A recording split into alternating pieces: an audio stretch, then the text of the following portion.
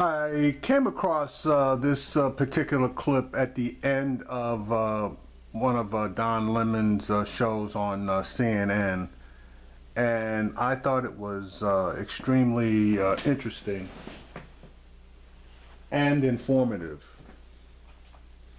It has to do with various militias that are located around the country. I'm going to play the clip for you, and then I'll make my comments at the end of this particular clip. Militias across the country are rallying around Donald Trump's campaign. One of them is the Georgia Security Force. They're training with automatic weapons, preparing for the day when they fear a President Hillary Clinton may attempt to take their guns away. Let's discuss now. David Zucchino is a reporter for the New York Times who wrote about the Georgia Security Force, and also Chris Swecker is a former assistant director of the FBI. Thank you so much for joining us here. So David, you went to visit this group and you wrote an incredible piece. So tell me about the research and your reporting. Well, I was trying to find someone from the far right who supported Donald Trump, and I went through several militia groups trying to get somebody to talk to me. Most of them wouldn't, but I finally came across this group, and they said I was welcome to come down when they did what they call a field training exercise, and they go out in the woods and fire their weapons, and it's sort of paramilitary training, getting ready for the day that Hillary's going to come get their guns. So what did you find out? What did your research showed you about their training? What was the training like? The training was doing low crawl, climbing over obstacles, a whole lot of target practice, and clearing rooms. They set up this sort of an imaginary system of rooms where they would practice knocking down doors and going in and clearing out enemy fighters who were basically paper targets. Okay. It's basically sort of Marine infantry training course. Okay, let me read this. This is from your piece, a part of it. The Georgia Security Force is one of the scores of extremist militias nationwide that have rallied around the presidential campaign of Donald J. Trump, heartened by his harsh attacks on immigrants, Muslims, and Syrian refugees. But no single issue motivates militiamen more than guns, and the enduring belief that Hillary Clinton, despite her insistence that she is not anti-gun, is plotting to take them away. When Mr. Trump says he wants to make America great again, a message that has appealed to a broad segment of the electorate, Mr. Hill and his roughly 50 local militiamen are particularly enthralled. They long for an America they believe has been stolen from them by liberals, immigrants, and the PC crowd. Their America is one where Christianity is taught in schools, abortion is illegal, and immigrants hail from Europe, not faraway Muslim lands. So my question is, are these folks considered on the fringes of their communities down there, or do they have a lot of people around them who feel the same way? Now let me stop right there. Number one, they're training for what exactly? To go in, knock down doors, and clear out rooms. Whose doors are they planning on knocking down, and whose rooms are they planning on clearing out? That's one. Number two, they consider immigrants Europeans. Anybody else, they don't consider as immigrants. So I'm wondering, what do they consider them as? You got a lot of the rest of the world, i.e. Asia, the Middle East, Africa, you have South America, you have Australia, etc. But if they consider the only immigrants to be people from Europe, that begs for hunger. It makes me wonder if another word for these guys would be white supremacists. That being said, these people are just a push away from becoming terrorists. And they're going to terrorize people that are already here. Now, which group is the easiest to identify if you're planning on terrorizing someone? And the fact that I saw a whole bunch of Confederate flags in this particular clip didn't give me all the warm and fuzzies because of what that Confederate flag seems to always symbolize and be a standard bearer for as far as ideologies are concerned. There are a lot of people around who feel the same way. I would say within the overall militia movement, these people aren't particularly extreme. I wouldn't call them, for instance, neo-Nazis or even white supremacists. I think they're white nationalists. They're big. Well, we have a difference of opinion because in my own mind, I feel like they are a bit extreme, and if not neo-nationalists, yeah, white supremacists in my mind kind of fits the bill. The issue is guns and the fear of losing their guns, and secondly, they are afraid of Muslims. They think Syrian refugees, for instance, are all secretly ISIS fighters coming in to set up training camps. Chris, how prevalent are groups like these in the United States? How many are there, and are they dangerous?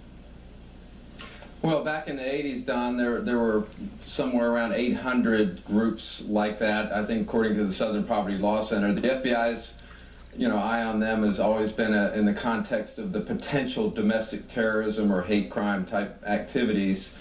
I think they're somewhere between 200, 250, maybe as many as 300. But there's various. They run the whole spectrum of ideology. I don't think you can place them in one particular ideology.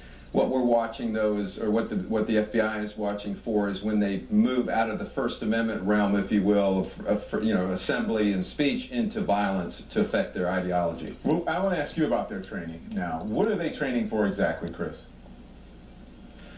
Well, they've been doing this since the 80s. They don't like the federal government. They think the government's in their lives to the extreme. They think they're protecting their way of life, and part of that is guns. Part of it is just, other issues, if you will. Some of them are. I wish you would kind of enunciate what the other issues are. That would help me out a lot. Or you could almost classify as hate groups. But very few of them actually transcend or make that leap from that type of ideology to actually affecting violence and doing things through violent means. You'll see spin-off individuals like Timothy McVeigh from... Did he just say hate groups?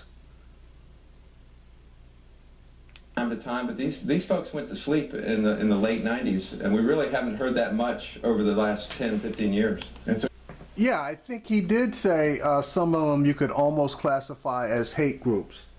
I kind of think that you can classify some of them as hate groups, not almost. But let me just hear him say that again. Other issues, if you will. Some of them are you could almost classify as hate groups. Yeah, he did say that. Okay, so that kind of clears that piece of it up. Now, my question is this.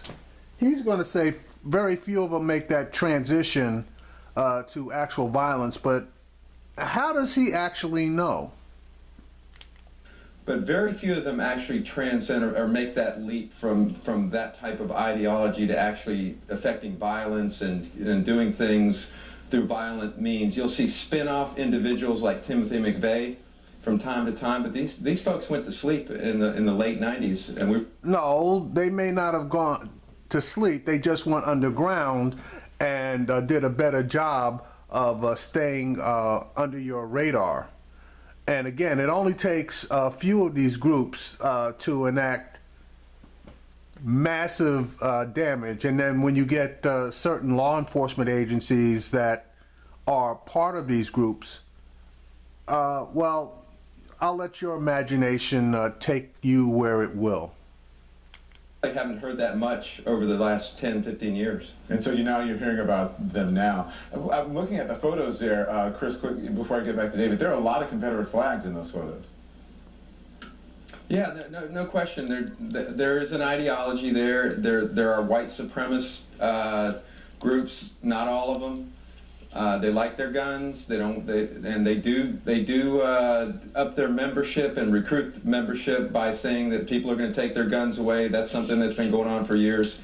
I mean, they sprung up during the Reagan years and the Bush years. So I'm not sure it involves politics more than it does what they think is protecting their way of life from the federal government.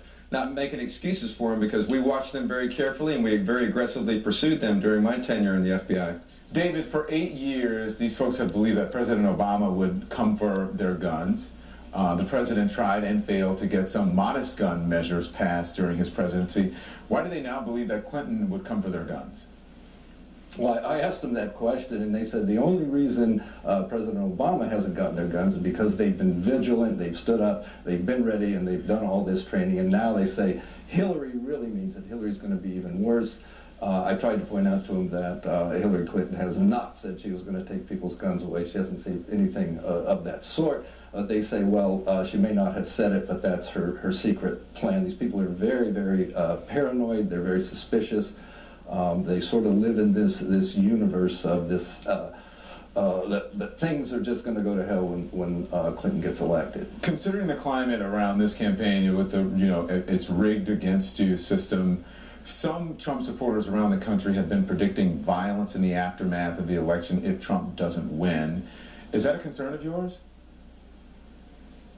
Well, when I was talking to this group, they all predicted that there will be unrest at the very least, and possibly violence from both sides. They said, they claim Black Lives Matter is getting ready to go out in the streets if Donald Trump is elected.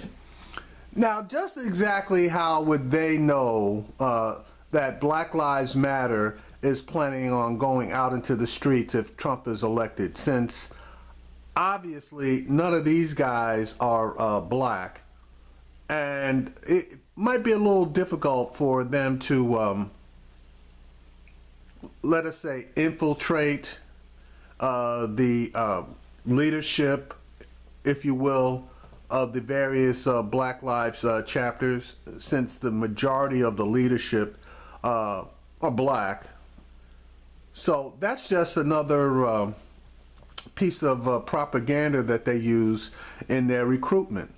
There has not been one single instance of anyone purporting to be part of the Black Lives Matter movement involved with any type of a violent act, such as murder or mayhem. Now, as far as civil disobedience, yes, that is in fact true. But as far as pulling a gun on somebody or blowing up a building or something of that nature, no. The Black Lives Matter movement is a non-violent movement. Unfortunately, a lot of propaganda has been put out there which is absolutely wrong as far as the nature and agenda of the Black Lives Matter movement. But that doesn't mean anything, because just like Trump, a lot of Trump's followers, facts don't mean anything. And for these militia groups, facts don't mean anything for the most part either. They have their own ideologies, and what holds them together as a group is belief in those ideologies. Hillary Clinton is elected, they said some of the other militias will be out in the streets fomenting unrest, and they said if Hillary makes any move at all to place any restrictions on gun or ammunition ownership, that they will be marching by the millions with their guns to Washington, D.C. David, Chris, thank you very much. Thank you. All right, so that's just a little tiny peek into something that has reared its head with the ascension of Donald Trump into the run for the presidency. I could tell you for a fact there's a bunch of militias out in California there were a bunch of militias down here in Texas. Now, he said 350. I don't honestly have a number on them. I just know what I've seen, I know what I see, and I know what various family members have told me. So what I've been told is one thing. What I've seen with my own eyes is another.